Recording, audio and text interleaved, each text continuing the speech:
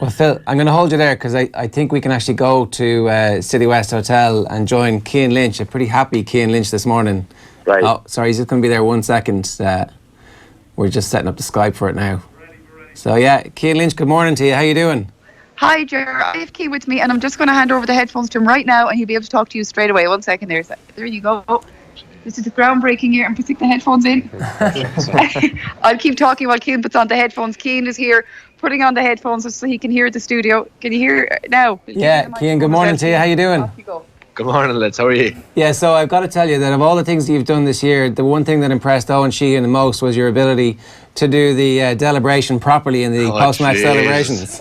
It was a big struggle now, trying to get the old hand curved up was hard enough. Like, I saw an old video this morning, but it's embarrassing. Like, sure, it's all part of it, isn't it? Yeah, I don't know if you know, we've got Phil Bennis on the line as well. Oh, Jesus, Phil. How is he? How are you, Phil? You must be delighted. Over the moon now, jeez. I haven't come back down. I know you a long time. It was a picture to watch. You had a great game yourself as well. It was a picture to watch. You know one thing, you could watch the match and you could nearly relax the whole way through with you, the way you were playing, and you're doing it all the year. What you've done for Patrickswell and Limerick, we'll never be able to thank you. Jesus, Phil, thank you very much. You've done an awful lot yourself, boy. It's great credit to you too. But I tell you one thing, you're in my head everywhere I go. I fell asleep last night. You were running through my head, and you're something else. And I would say, Cian, enjoy it properly, which you will. You're a very study crowd, and you're back to your clubs in next week. But please God. To some win, Cian, to some win. And I tell you one thing, the whole lot of you, yourself and all included, I don't think there was a bad player in this team.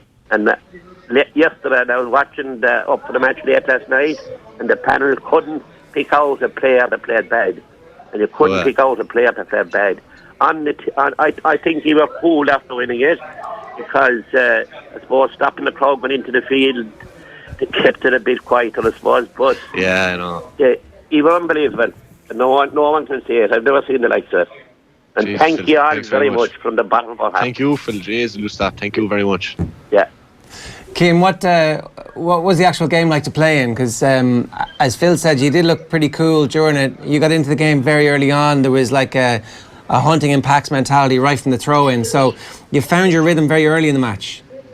Yeah, that was kind of the aim going into the game. Like, we were watching Galway all year. They got off to great starts, and we kind of set ourselves to go out here and try and go at them and bring the game to Galway. And luckily enough, we did. We got a few points earlier on, and within at half time, 4 points up. But Galway came out in the second half, and we went 8 points up, and all of a sudden our backs were turned, and Galway had their foots in our throats, and the game was in the mental pot. And that just shows the character of the team they have, and there's great credit due to them. They had that never say die attitude, and we knew ourselves when there was a point, 2 points in it, that we had to keep focused and keep the heads down. And thank God Graham got a point there to put us up again, and thank God Tom Conley came out in the end with the ball. But come here, when you're actually in the game, you don't realise the whole frantic kind of side of the whole game itself. But it's only after, even this morning, I got about 10 minutes sleep last night. I was kind of turning and twisting, overthinking the whole thing. But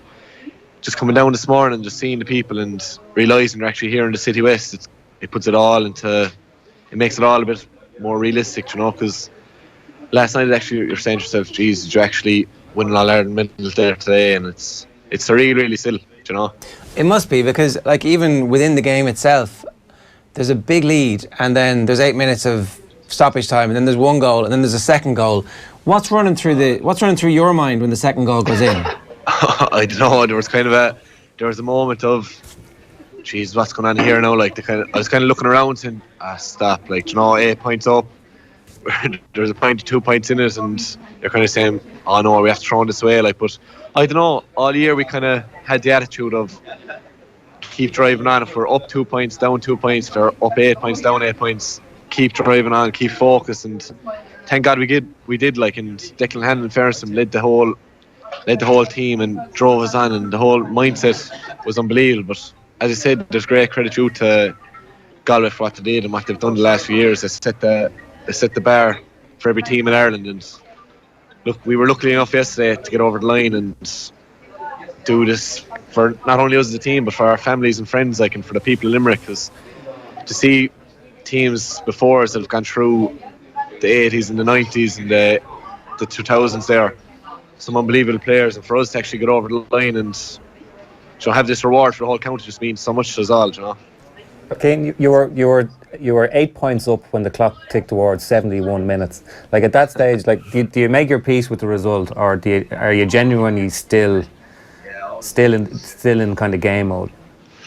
No, you have to always kind of stay in the game mode. Like, John Kiley's kind of instilled in our minds, like, the game isn't over until the final whistle is blown. Like, and I know yesterday Galway came back, brought it back to a point, and we could have easily thrown away the game. With Joe Canning's 3 there at the end, could have hopped anywhere, they could have buried a goal, and game could have been gone. So just waiting for that final whistle, waiting for the referee to put the whistle in the mouth and blow it up, and to see the crowd lifting their hands.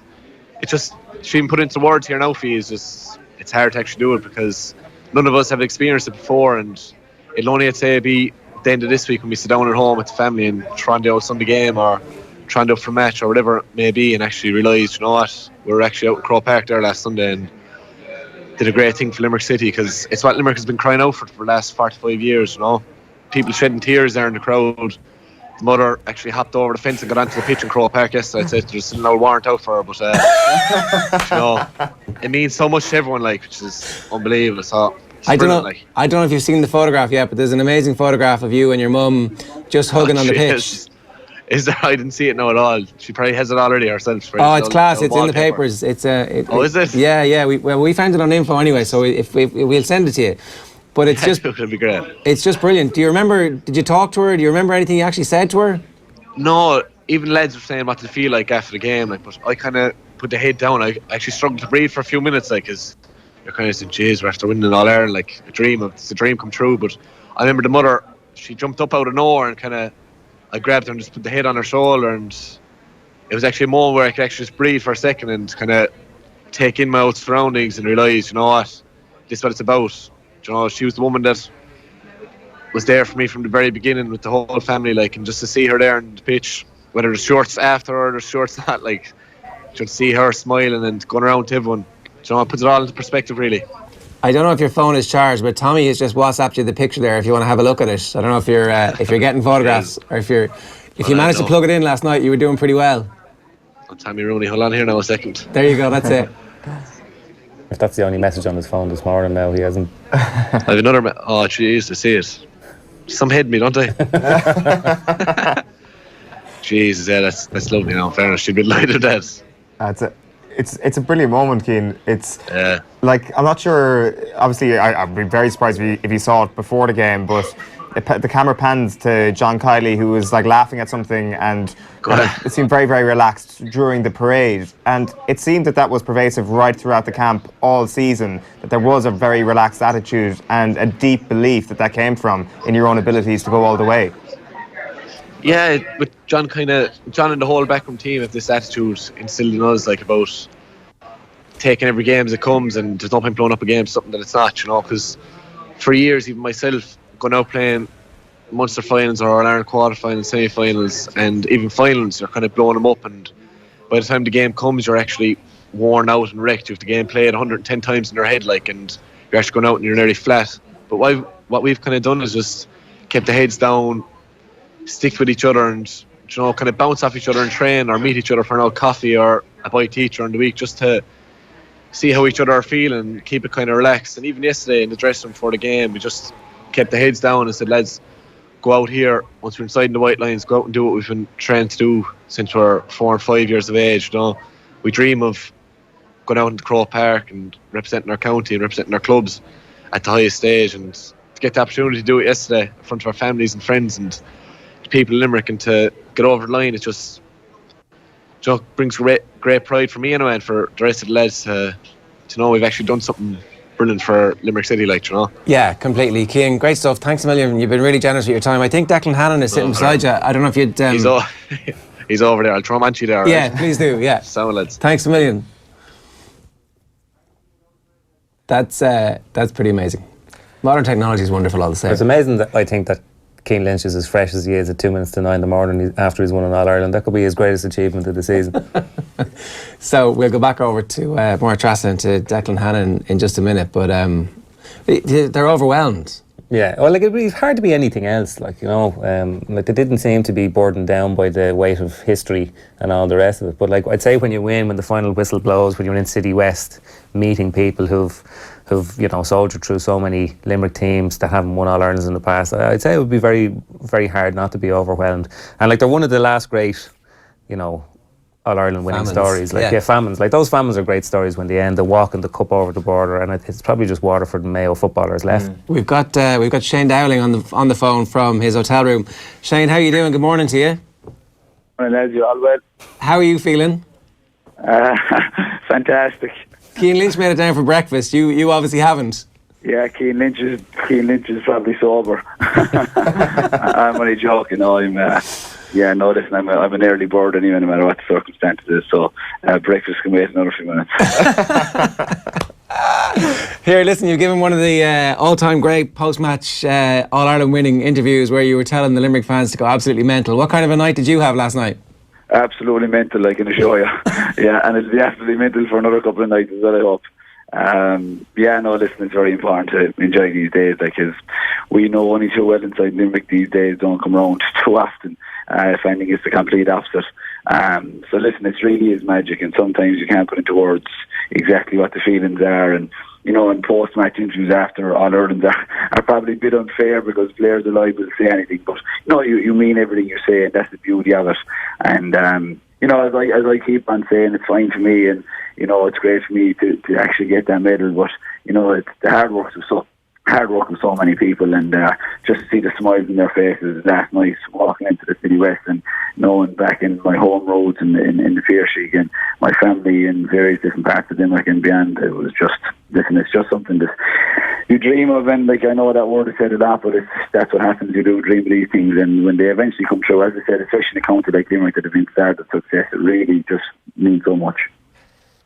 Talk to us through the goal, Shane, because it's an unbelievable moment. It's something that a lot of what that you said was something in your own dreams. I think a lot of us were just so happy to see you get on the pitch and score that goal, which ended up being so pivotal in the way the game ended up concluding. What were you thinking as soon as that ball hit the back of the net? Yeah, I was thinking before that, what a crap ball Peter Casey gave me across. I gave plenty of abuse for that as well last night. But listen, when I suppose, I mean, what can you say about it? You're since a young lad, I suppose all you want to do is score a goal in All-Ireland final day. And I suppose the reality is, after the goal went in, I suppose the whole place probably did think it was game over at that stage, and me included probably got carried away in the next 15 or 20 seconds afterwards. And I think maybe everyone got carried away, and that's probably had a big part to play in what happened in the last 10 minutes. But it was just, what a feeling, just to get a goal in Hill 16, running away. It's just unbelievable, it really is. Yeah, just talk us through your celebration, will you? What was your goal celebration? Because I got plenty of abuse after the goal in the semi-final. So when I went in, they just the same thing. So I said, you know what, I'm going to keep the routine now and do the same stupid celebration. So much. You just do it to run yourself, literally. But listen, it's a great complaint to have that we get flagged after a goal celebration. I live with that, I can tell you. Yeah, I'm sure. Listen, Declan Hannon is with us this morning as well. Declan, good morning to you. How are you getting on? Good, lads, and yourselves? Yeah, you also made it down for breakfast. Shane Dowling is still up in the room. He didn't make it down just yet. Yeah, he's not an early riser, as he was saying there. And I thought he was never going to stop talking there. Morning, though. How are you getting on, Declan? What's your recollection of the actual game itself? I don't know. I think we were in control for 70 minutes of it, I suppose, and then for the last 10, Galway was a Galway onslaught, but look, we came out the right side eventually, so we're just definitely over the moon out this morning. Tell us, at no point did you look panicked, despite the fact that a big lead was being whittled down in injury time in an All-Ireland final. The team still retained a kind of sense of calm, and that's ultimately where the insurance/winner comes from. Yeah, look, I mean, I suppose all year we want to just give a performance for 70 minutes to stick to our game plan for the 70, 75 minutes, whatever it is, and it wasn't going to change yesterday because it was an All-Ireland final, so that's all we did. It was nothing different to what we've been doing all year, and once the final whistle went, then it was just chaos for a few minutes. What's your recollection then of that chaos? Who did you run to first? Nicky Quaid ran straight into me and knocked me over. So I don't know. After that, it was just a bit of a blur. You know, you're just trying to find the boys, you know, and then you're trying to look for your close family and friends and enjoy it with them because they sacrifice a lot as well. You know. Yeah, it's an amazing moment. I'd say even the Limerick fans yesterday were trying their best just to soak every little ounce of it in, and I'm sure you were trying to do the same, just to try and get every bit of moment of recollection as you possibly can on this unbelievably special moment. Absolutely. I mean, it's 45 years, you know, that we've been waiting in Limerick to get Liam McCarthy back down there. So yeah, I mean, these days are there to be enjoyed, and you know, I suppose before the game, all the focus is on giving a performance, but then after it, you know, you can soak it all in and stay out in the field for as long as you can, because you know All-Irelands don't come easy, so who knows what's going to happen next year. So like, I mean, you have to just enjoy every single minute of this. Declan, we asked you at the press night, had you written a speech, and you said you had thought about it all right. Like, were you as prepared for winning as you were prepared for the match itself? Sorry, you can say it again? Were you as prepared for winning and all that kind of entailed afterwards, like the speech and the celebrations on the pitch? You know, were you as prepared for that as you were for the game itself? Not really. Like, we sat down, I suppose, a couple of days after the semi-final against Cork and jotted down a couple of points to try and get the speech out of the way as early as possible, and then just again focus on the performance on the field, because I suppose at the end of the day, you know, if you don't perform inside those four white lines, you won't be going up the steps of the Hogan stand to make that speech. So I don't know, the celebrations will take care of themselves anyway. Does the way you've won the All-Ireland this year make it extra special? You've beaten pretty much everybody. You've really stamped your authority on the idea that you are the deserving winners and the best team in Ireland this year.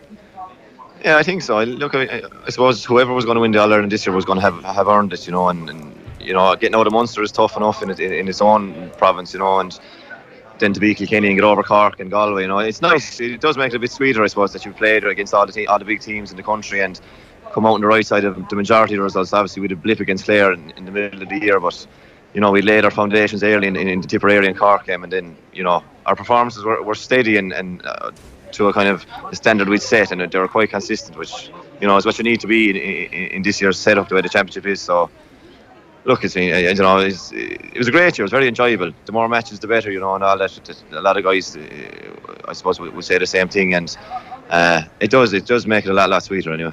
Declan, we all remember the scenes when Limerick won in Munster a couple of years back, and the pitch invasion that day, and you know, that was a big, huge moment for the county.